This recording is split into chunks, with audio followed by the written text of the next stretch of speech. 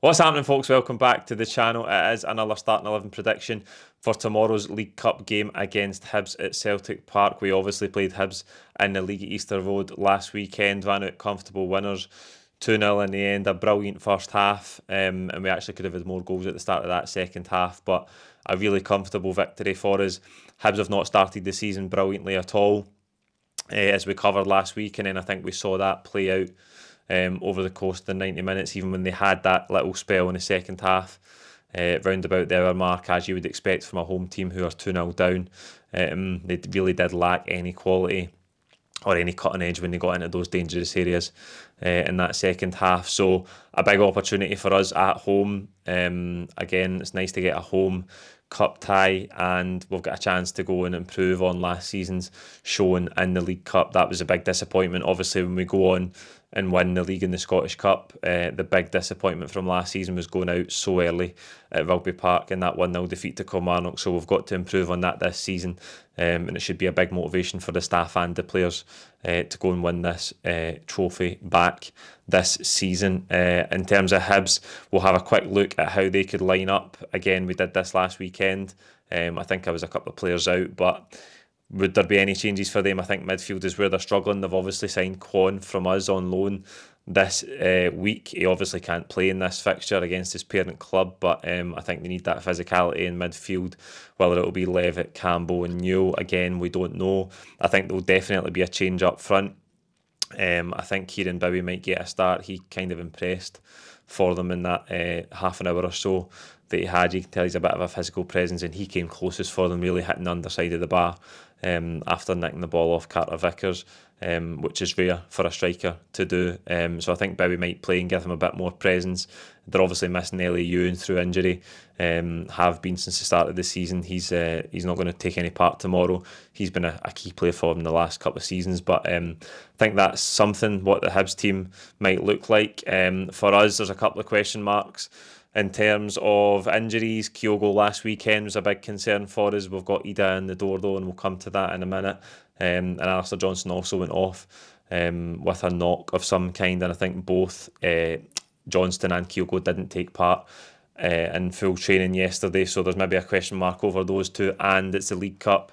It's the earliest round that we enter the League Cup in, so is it a chance for Brendan Rodgers to maybe give a couple of guys a rest and play some of the fringe players, give them game time?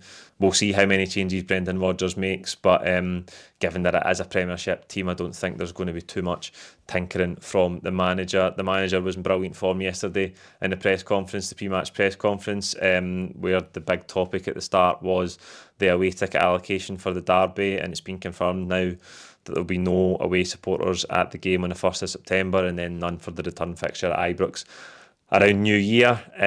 He was brilliant on it. He spoke really, really clearly. I think he expressed all of our thoughts on it, that this is a Rangers problem. It was Rangers that started this saga all those years ago, and right now it's still Rangers who don't know what stadium they're going to be playing in. They certainly haven't started the process of planning permission, which Celtic started in February. February was 6 months ago.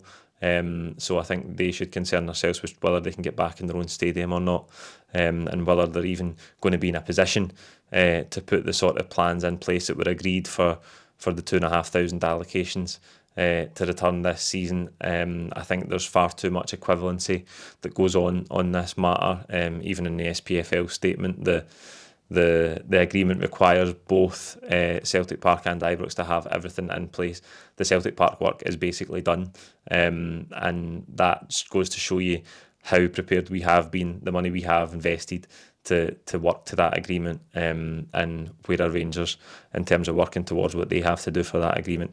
It looks like nowhere. So I think Brendan Rodgers spoke very well on it. He's been in good form, Brendan Rodgers, in these press conferences recently, and that goes nicely with the team who are also in form, and we'll get to the starting 11, which is what we're here for. And in goals, I'm just going to stick with Kasper Schmeichel. I think it's a good opportunity to maybe play Sinisalo, but I just think because Schmeichel's only really had 2 competitive appearances so far, he might want to give him a longer run in the team to sort of bond those relationships with his defence. And again, given that it's against a high-profile Premiership team, he might not see fit to put Sinisalo in just yet. I think well due respect, if we'd maybe drawn a lower seeded team in this League Cup round, he might have put Sinisalo in for a debut, but I've just kept Schmeichel in. It'll be interesting to see what Brendan Rodgers does tomorrow. Back four, Ralston, Carter Vickers, Scales and Taylor. I just think if Alistair Johnston's a doubt in any way and he didn't take part in the full training, even though Brendan Rodgers confirmed it was a lighter session yesterday. Alistair Johnston obviously had a heavy summer with the Copa America, and I just think there's no point in risking it. Ralston's there. This is the sort of game he should be able to deputise in, and once we come back for this international break in September, we're 3 games a week for just about the rest of the year. So I think we need to be careful there, and there's no point in taking any risks when we've got an able deputy like Ralston for a game of this magnitude. Midfield, no changes. I'm going McGregor, Hatate, O'Reilly. Again, I keep saying this, but we're edging ever closer to that transfer deadline. And Matt O'Reilly's still a Celtic player. Let's hope that is still the case.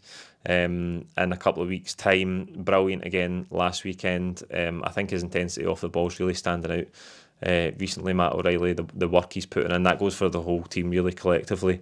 That's been a huge improvement, I think, from where we were at last season, the intensity even off the ball. At times, I know we've looked much sharper on the ball and we're creating a lot more chances. We're playing with a lot more speed when we're on the ball, but the tempo off it, the pressing we're doing, the intensity of closing the ball down all over the pitch has been brilliant, and I think that's an area where Matt O'Reilly has really stood out as well.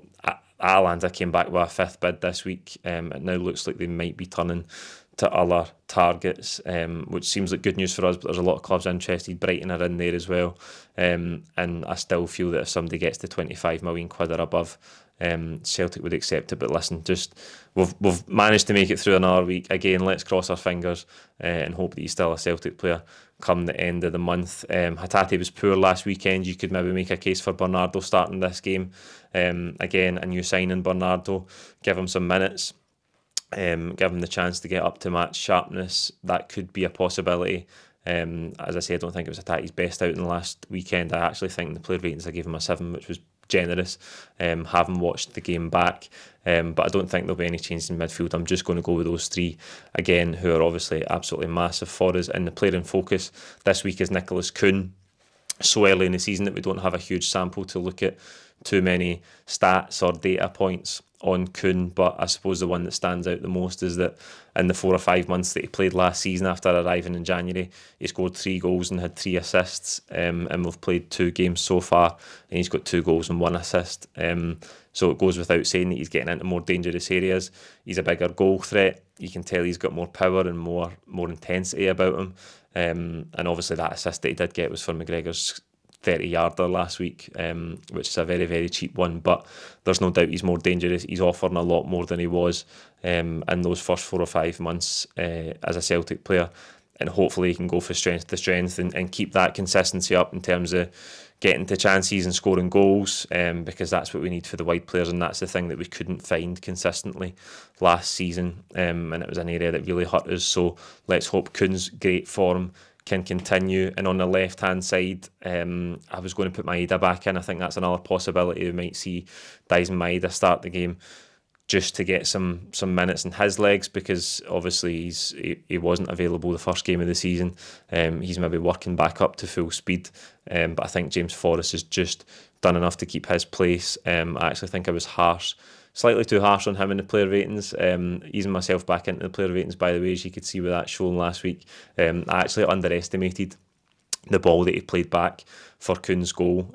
We were obviously up the other end for where that went in, but it's actually a tight angle. First time in his left foot, a really crisp ball across to give Kuhn the open goal. So I think Forrest has done enough to keep his place, and I think in a home game where you'd expect us to have lots of the ball, those two are playing really well in the wide areas just now, so I don't really see any reason to change it. But again, the manager might see fit to give the likes of Maeda a start and try and get him up to full sharpness, given the game against St Mirren is next week and we've only got 2 weeks to that first derby. Now through the middle, I've got a hunch the new £9.5 million man up front is going to start in Adam Ida. It was nice to talk to him the other day at the press conference on Thursday. Seems a really level-headed but confident player. Really nice to talk to him. I think he's determined to continue where he left off last season, score goals for Celtic. We know that he can score big goals for Celtic, and I think the manager put it best yesterday in the press conference when he said, he's already paid £8.5, £9 million with the goals that he scored last season to win as the Scottish Cup. You don't get huge riches for winning the Scottish Cup, but by winning the league we secured Champions League football, and that's huge for the club financially. So I don't think MD can really bat an eyelid bat an eyelid at the price. He's been absolutely brilliant, and I just think with that question mark over Kyogo in terms of injury, again, not taking part in full training yesterday. He spent a couple of minutes down injured last weekend as well, and Brendan Rodgers made a comment in the press conference that as if by magic it was just in time that Ida arrived. I think that might mean that Kyogo could start on the bench and is a doubt for tomorrow. So I'm going the big man through the middle. It'll be great to see him back, and as I say, let's hope he can pick up where he left off, scoring big goals in big moments for Celtic. You've got absolutely no doubt he can do that, because as I say, he's already proved it last season. So there you go. That is the team I think Brendan Rodgers will go with. You can see in the corner of your screen that I did actually get 11 out of 11 last week, so it's nice to get rid of that 0 from the corner of the screen, because the pressure would build if I went 7 or 8 weeks into this season and still hadn't got one right. I did last weekend.